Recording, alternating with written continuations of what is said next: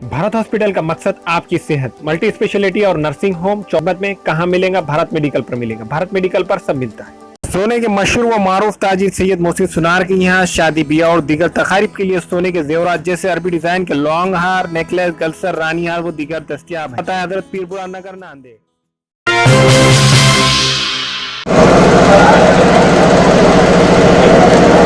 अस्सलामु अलैकुम रहमतुल्लाहि व बरकातुहू।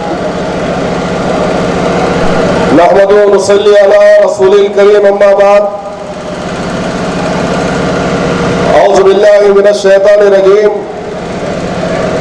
बिस्मिल्लाहिर रहमानिर रहीम। शह नशीन पर तशरीफ फरमा मोहतरम मुकाम हजरत मौलाना नाज़िर अली साहब हिंगोली के जिला सदर खलील बेलदार साहब और आज के जलसे में मेहमान मुकर्रर जुल्फ़िकार आज़मी साहब, राशिद सिद्दीकी साहब, अहमद साहब डाइस पर मौजूद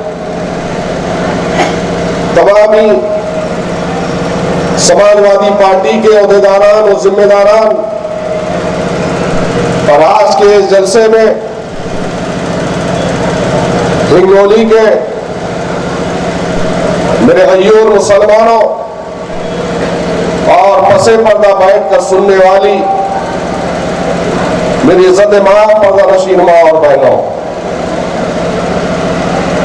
आज का यह जलसा समाजवादी पार्टी की जानिब से हालात हाजरा के उन्वान पर मुनक्कद किया गया है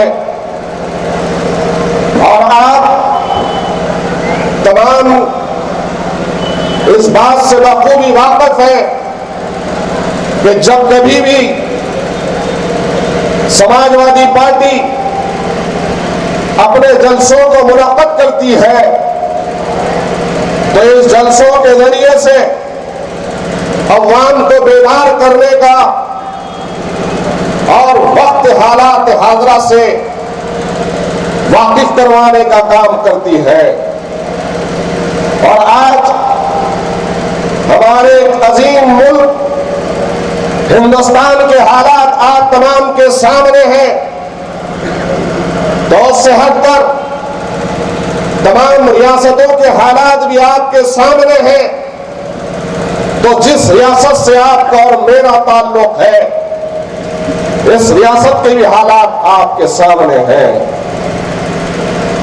किसी जमाने में यह मुल्क गंगा जमनी तहजीब का एक गहवारा था। इस मुल्क को सोने की चिड़िया कहा जाता था। इस मुल्क में हिंदू हो के मुसलमान हो के सिख हो के ईसाई हो, हर एक अपने मजहब पर आजादी के साथ में चलते हुए, अपने खुदाओं को मानते हुए, अपने रस्म रिवाज को मानते हुए अपने कारवां को आगे बढ़ाते थे। लेकिन मुल्क की बदनसीबी है कि आज जिस तरीके से फिरका परस्त ताकतें सर चढ़कर बोल रही है और आज इस मुल्क में तमाम मज़ाहिब के मानने वालों को बांटने का काम जो किया जा रहा है उससे हम सब लोग वाकिफ हैं।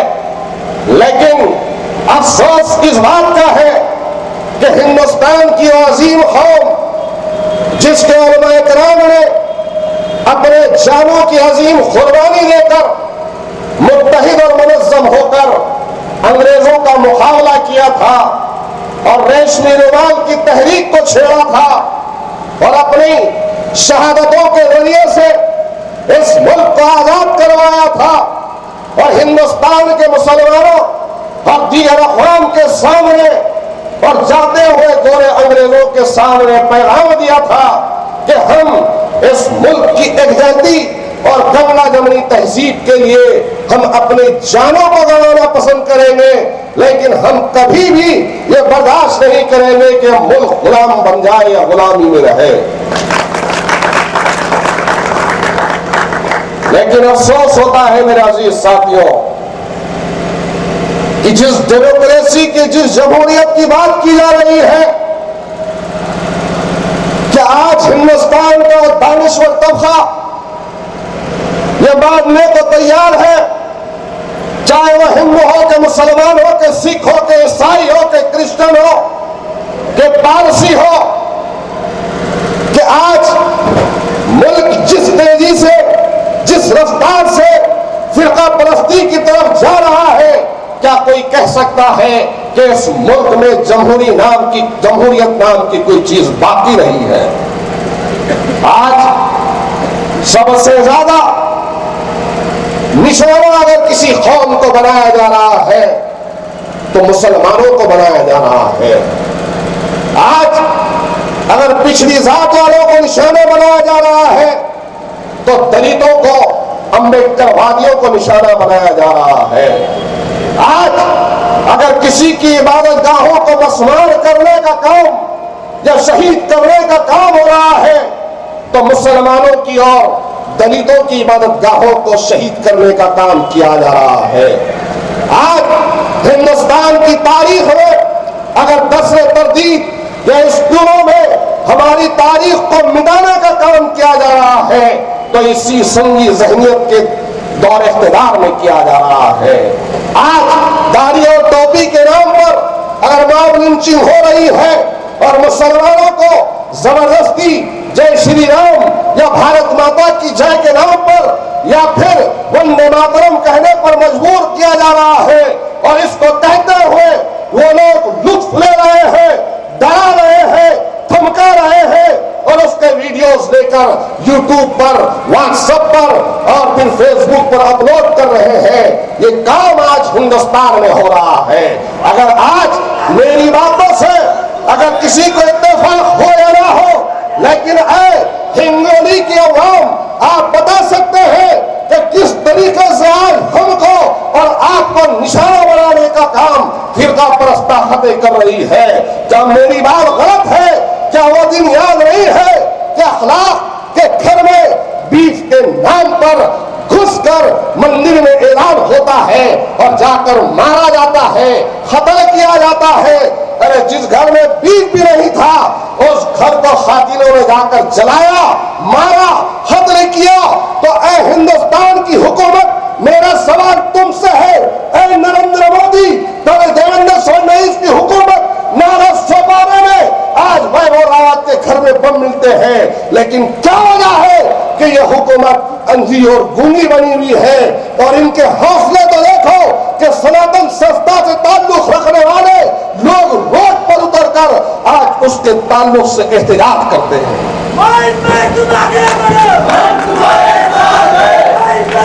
मेरे अजीज साथियों,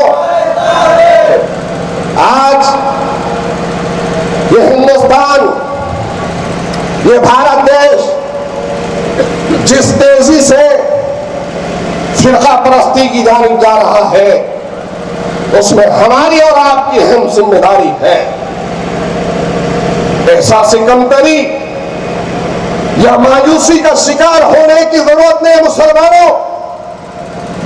अरे कल भी हमारे अगर कोई किसी ने इमामत की, अरे कल भी हमें रास्ता दिखाने का किसी ने काम किया और कल भी हमें हमारी उंगली पकड़कर चलाने का हर अखियार के सामने, फिरका परस्तों के सामने ठहर कर किस तरीके से जवाब देना है वो आज भी जिंदा है।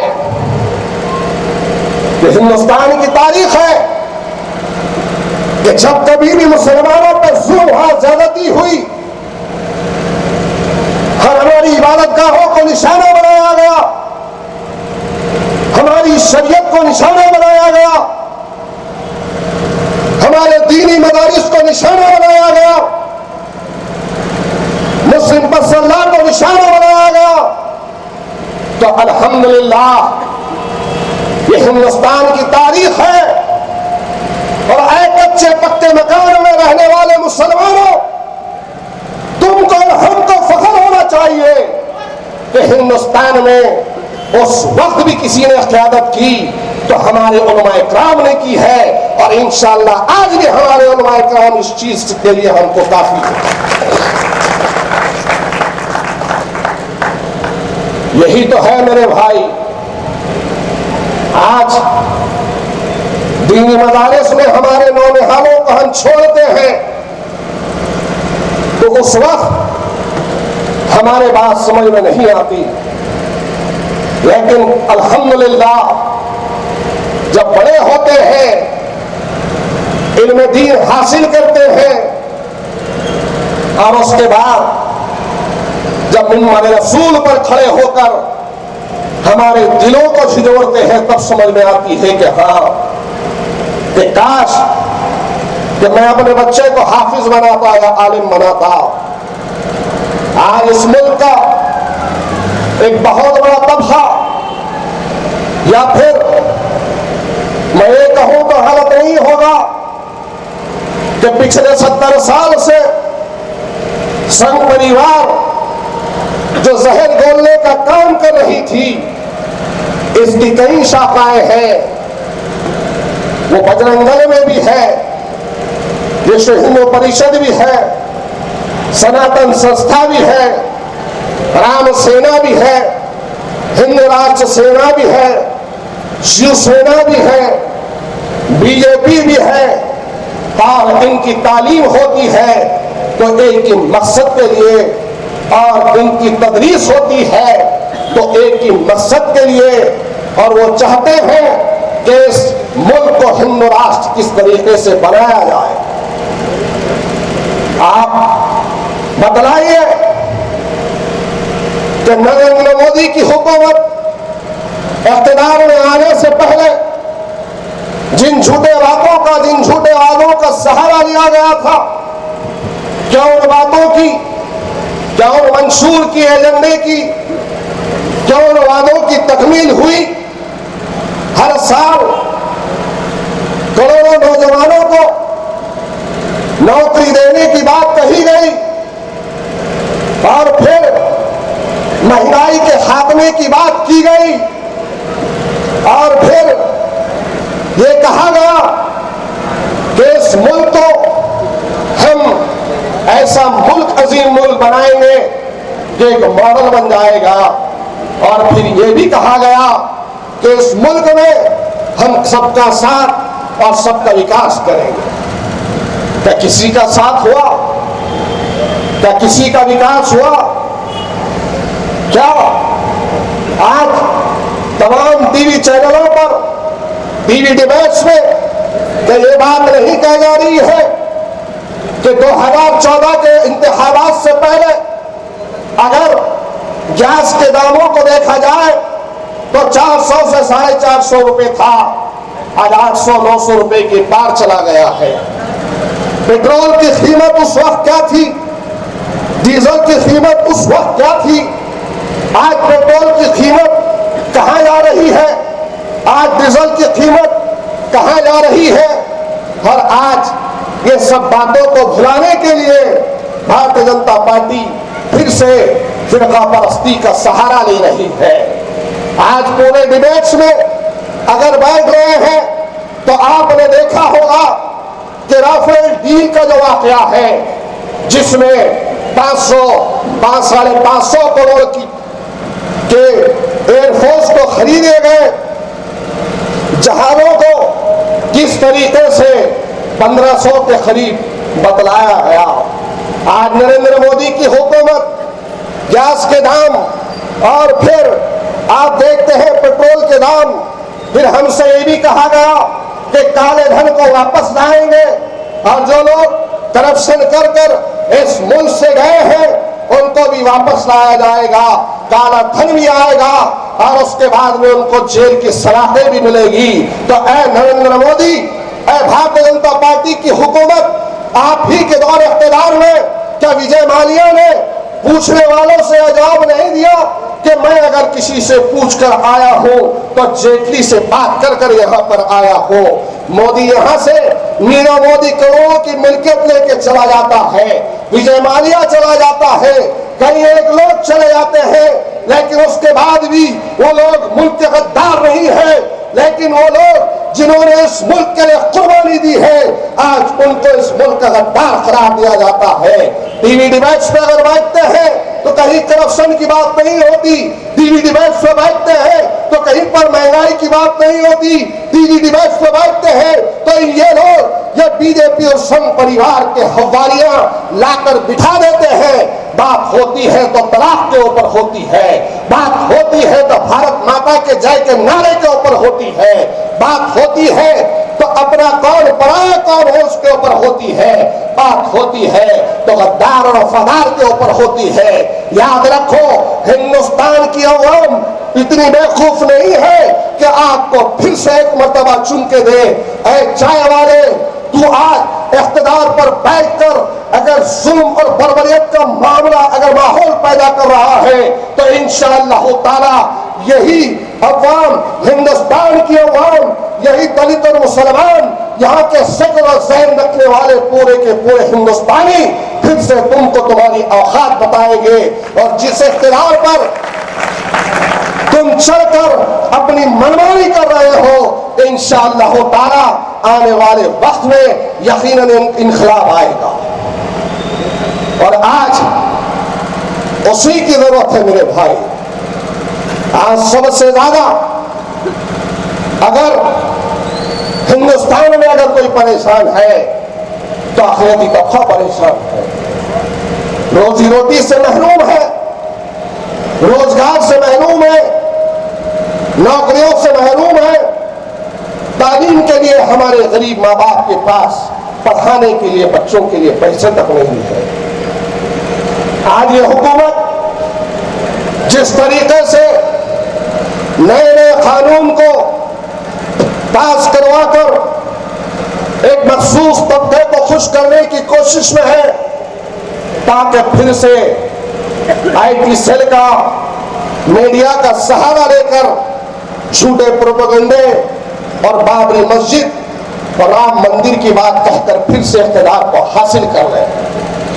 आप बतलाइए कि आज जिस तरीके से हिंदुस्तान और हिंदुस्तान की ऐवानों में बैठने वाले वो तमाम के तमाम सियासतदान, उनसे मेरा सवाल है कि क्या आज महाराष्ट्र हो कि उत्तर प्रदेश हो कि हरियाणा हो कि कर्नाटका हो कि फिर तेलंगाना हो कि आंध्र प्रदेश हो कि फिर जम्मू और कश्मीर हो, इन तमाम रियासतों को उठाकर देख लो कि उत्तर प्रदेश की हुकूमत ने जो सेकुलरिज्म का मुजाहरा किया था उसकी मिसाल कभी नहीं मिलेगी।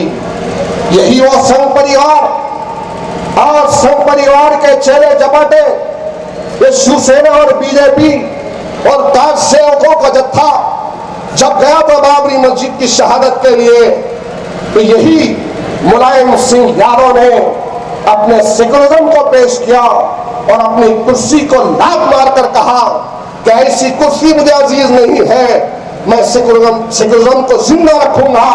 और बाबरी मस्जिद जहां पर कार सेवक घुसे थे, हुकूमत को ऐलान किया कि इन कार सेवकों को घुसने मत दो। और उसके बाद क्या हुआ आप तमाम को मालूम है। आज ऐसे सेकुलर लीडरों की जरूरत है, आज ऐसे नेताओं की जरूरत है। आज महाराष्ट्र में ऐसे लोग जो ढंडोरा पीट कर हिंगोली भी आए थे, नांदेड़ भी आए थे और महाराष्ट्र के अलग अलग इलाकों में फिरे थे और अवाम नारे तकबीर और अल्लाहू अकबर की सदाओं को बोल रही थी और इनकी जज्बाती तकरीर को सुन रही थी।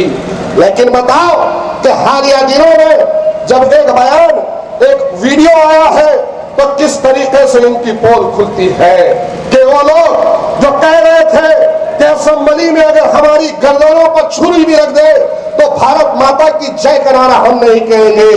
इनके पार्लियामेंट में इनके सदर अपने जलसों के जरिए से ऐलान कर रहे थे कि हम भारत माता की जय का नारा नहीं कहेंगे, लेकिन आपने देखा कि किस तरीके से जो ऐवान में कह रहा था कि मैं भारत माता की जय का नारा नहीं दूंगा, वो एक गणपति की पूजा विसर्जन के मौके पर जाता है और वहां पर क्या कहता है, ये आपने भी सुना, हमने भी सुना। आज मेरे भाई, ये एक हकीकत है हिंदुस्तान की कि संघ परिवार, विश्व हिंदू परिषद, भारतीय जनता पार्टी, शिवसेना अपने एजेंडे में पिछले 70 साल से नाकाम रही, लेकिन इन 4 सालों के अंदर कामयाब होने की सबसे बड़ी वजह है तो हैदराबाद के याजूज और माजूज है।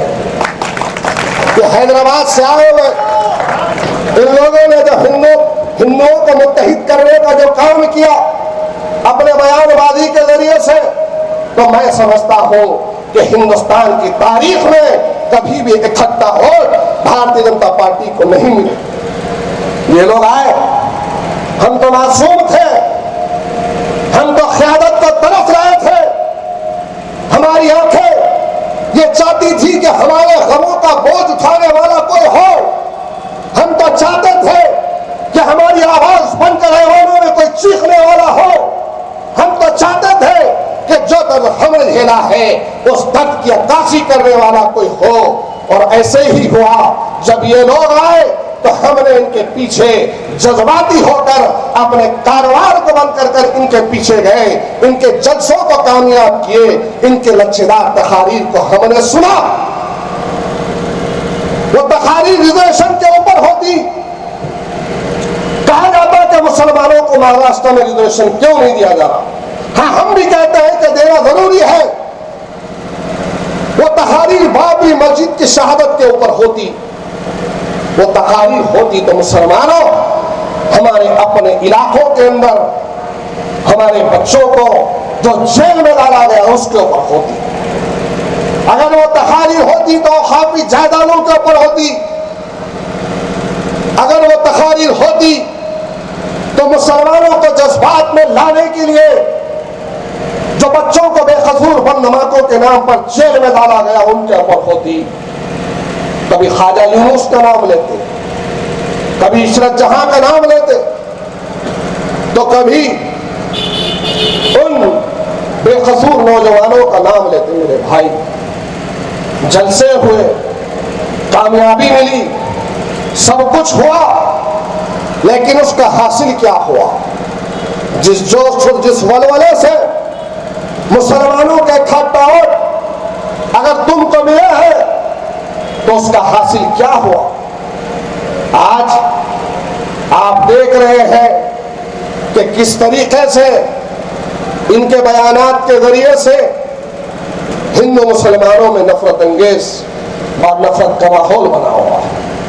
अरे कल तक मॉब लिंचिंग का मामला हमारे सामने नहीं था, लेकिन उनके बयानात के जरिए से ही मॉब लिंचिंग का मामला सामने आया कि गरीब मुसलमान नौजवान को पकड़ते हैं, मारते हैं और फिर इन्होंने जो चीज कही थी वो उससे उगलवाते हैं। अरे रिजर्वेशन की बात महाराष्ट्र में आके तुम कर रहे हो, क्या तेलंगाना में जिसके साथ में तुम्हारा चोली दामन का साथ है, क्या उनको उस वक्त तुम्हें कहना नहीं आया कि इक़्तिदार में आने से पहले तेलंगाना केसीआर ने 12% रिजर्वेशन की बात की, लेकिन इलेक्शन आ गया है, न कोई जलसा होता है, न हाउस में इनके लोग ठहर कर बोलते हैं। अगर इनकाउंटर की बात की जाए तो भोपाल इनकाउंटर पर 14 महीने 3-3 महीने बयानबाजी की जाती है, लेकिन अलियर इनकाउंटर जो हैदराबाद के उन 5 बच्चों को शहीद किया गया उनके लिए इनकी आवाज नहीं खुलती। आते हैं तो यहाँ पर मक्का मालेगांव बम ब्लास्ट और बम धमाके के नाम पर लोगों के अंदर बयान करते हैं, लेकिन मक्का मस्जिद के अंदर जो बम धमाका हुआ था उनको निर्दोष छोड़ दिया गया, लेकिन उसके लिए क्यों नहीं आपने हुकूमत से जाकर कहा कि अपील करें? अरे आज बाबरी मस्जिद के नाम से सौदा करने वालों अगर इनकाउंटर के नाम पर शोहदा का इस्तेमाल करने वालों, मक्का मस्जिद के बंधुआतों का सौदा करने वालों और काफी जायदादों का सौदा करने वालों, कौम के वो लुटेरों जो अमित शाह और मोदी के इशारे पर जहां कहे जाने वालों, आज तुमसे मेरा सवाल है कि आज क्या वजह है कि तुम्हारी जबानें तेलंगाना के रिजर्वेशन के लिए नहीं खुलती? आज क्या वजह है कि अलेर इनकाउंटर के नाम पे तुम्हारी आवाज नहीं खुलती? आज औकाफी जायदादों के नाम पर तुम्हारी आवाजें नहीं खुलती। अरे आज हमने देखा, तुमने देखा, अखबारात में देखा और उससे बढ़कर न्यूज चैनलों के जरिए, व्हाट्सएप और फेसबुक और सोशल मीडिया के जरिए देखा कि आजान स्कूल का मामला, आजान स्कूल में, हैदराबाद के आजान स्कूल में एक बच्ची का रेप होता है, इनके अपने हल्के में होता है। वहां का एमएलए इनका, वहां के एमपी ये, वहां का नगर सेवक, कॉर्पोरेटर, काउंसलर इनका 4 दिन लग जाते हैं, 4 दिन लग जाते हैं मेरे भाई। न कोई जाता है, न पूछता है। जब बवाल होता है तो इन्हीं का एक कारकुन, इनका एमएलए जाकर वहां का बच्ची की असमत रेसी, जो बच्ची का रेप हुआ, उसकी दलाली खाकर वापस आ जाता है। ये लोग हैं मुसलमानों, पहचानो ऐसे लोगों को जो आपके दरमियान में आकर आपकी झूठी हमदर्दी का सहारा लेकर ये कह रहे हैं कि हिंदुस्तान में हमारे अलावा कोई लीडर या रहनुमा नहीं है। ऐसे मुनाफिकों को हमको जानना होगा, ऐसे कौम के गद्दारों को हमको पहचानना होगा और उन लोगों का साथ देना होगा जो हकीकी मानों में लीडर के काबिल हो, रहनुमाई के काबिल हो और मुसलमानों की दर्द पर लब्बैक कहकर दौड़ चले जाते हैं। अब वासिम आजमी एक ऐसी शख्सियत का नाम है जिन्होंने सारी जिंदगी 92 के फसादात के बाद से लेकर आज तक मुसलमानों की खिदमत में निछावर कर दी है। वही अबू आसिम आजमी है जिन्होंने 92 के फसादात में अपने आप को मुसलमानों के लिए पेश किया, अपने जान को, अपने माल को पेश किया और खिदमत खल्क के जज्बे से आगे बढ़े। अरे हैदराबाद के याजूज और माजूज, तुम लोग तो ख्वाजा यूनुस के नाम से तकरीर करते हो, तुम लोग तो इशरत जहां के नाम से तकरीर करते हो। अरे क्या ख्वाजा यूनुस पे जाकर, घर पर जाकर, क्या उसकी वालिदा की, क्या उसके वालिद की कैफियत को तुमने जाना? क्या इशरत जहां के घर वालों के साथ में बैठकर उनकी कुछ माली इमदाद या ताउन किया? नहीं किया। अरे आधा एक घंटा ठहर कर स्टेजों पर लक्ष्यदार बयानात कर कर चले जाते हैं। अरे तुमने तो अपनी कोठियों को बनवा लिया, छोटे मोटे घर थे, पहले इसके जैसे घरों को तुमने बना लिया। यही अवाम है, यही मुसलमान है जो हिंदुस्तान भर में फिरकर, महाराष्ट्र भर में फिरकर कौम की दलाली और सौदागिरी कर कर तुमने मिल्लत को धोखा देकर आज ऐशो आराम की जिंदगी को पसंद किया। लेकिन अल्हम्दुलिल्लाह यही अबू आसिम आजमी है। कई नौजवानों, महाराष्ट्र के मुसलमानों, जाओ परभनी के ख्वाजा यूनुस के घर पर, जाओ अल्ताफ के घर पर जाकर पूछो कि उनकी माली इमदाद किसने दी, उनको कानूनी इमदाद किसने दी? यही अबू आसिम आजमी साहब। मुमरा की रहने वाली इशरत जहां, उसके घर वालों से पूछो कि उनकी मदद किसने की?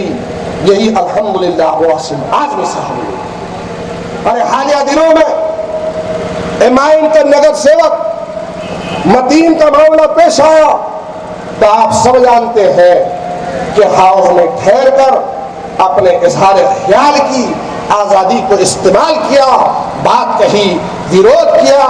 उसके बाद में क्या हुआ? आपने देखा कि सैयद अब्दुल मतीन को जेल में डाल दिया। एमपीडीए का कानून आपको मालूम है, हिंगोली के नौजवानों, एमपीडीए का कानून एक ऐसा कानून है जिसमें 1 वर्ष तक, 1 साल तक जमानत नहीं है, और इनका मुकाम एमएलए और ये लोग इस बात पर खुश थे कि अब मतीन चला गया है, 1 से 1 साल भर तक इलेक्शन भी हो जाएंगे, हमारा जो दर्द का कांटा है वो भी हमसे दूर हो जाएगा। लेकिन अल्हम्दुलिल्लाह ईद का दिन था, कुर्बानी की ईद दूसरे दिन थी, लेकिन यही अबू आसिम आज़मी ने कहा कि सैयद मोइन किसी पार्टी का हो लेकिन करोड़ों गो है, मुसलमान है, जाओ उनके घर पर जाकर मुलाकात लो और उसकी वालिदा से कहो कि कोई आए ना आए, लेकिन अबू आसिम उनके लिए जिंदा है, बताओ क्या मदद करना है। अल्हम्दुलिल्लाह अपने घर की ईद को छोड़कर मैं अपनी गाड़ी को लेकर औरंगाबाद गया, औरंगाबाद जाकर उस घर पे कहा, अब्दुल मतीन जेल में था, ईद जैसा दिन था, लेकिन अब्दुल मतीन के घर वालों का रोना और अपनी बच्चे को याद कर कर सिस्कियां लेना आज भी मुझे याद है। और उसके बाद में जैसे ही अब्दुल मतीन का केस त्रिपाठी साहब को अब आसिम आज़मी साहब ने दिया, तो आपको मालूम मेरे भाई, जेल में जो कैदी होते हैं वो तमाम कैदी औरंगाबाद के ये कह रहे थे, जो अब्दुल मतीन की जुबानी है वो सुना रहा कि अब 1 साल तक आपको बेफिक्री है, कोई नहीं छुड़ा सकता। लेकिन औरंगाबाद जेल से जैसे ही अथरोड जेल मुंबई को ले जाएगा, तो मुंबई को जाने के बाद में जब कैदी आपस में मिलते हैं तो कैदियों के आपसी गुफ्तगू हालचाल जब पूछा गया तो अब्दुल मतीन को पूछा कि आपका वकील कौन है और आपके केस को कौन देख रहा है। मतीन ने कहा कि वकील त्रिपाठी साहब को लगाया गया है और मेरे केस को एमएलए अबू आसिम आज़मी साहब देख रहे हैं। तो जैसे ही अब्दुल मतीन ने अबू आसिम आज़मी साहब का नाम लिया तो कंधे पे हाथ रख के तमाम कैदियों ने कहा कि तू ज्यादा दिन इस जेल की 4 दीवारी में नहीं रहेगा, फौरी निकल जाएगा। और अल्हम्दुलिल्लाह मैं समझता हूं कि महाराष्ट्र का एमपीडीए का पहला ऐसा केस होगा, वाकया होगा, जो 24 दिन में उस एमपीडीए को तोड़कर अल्हम्दुलिल्लाह वो नौजवान बाहर आए। उसके बाद उस नौजवान ने मुझे मिला, आसिम भाई के पास जाकर मुंबई में आसिम भाई से गले मिला।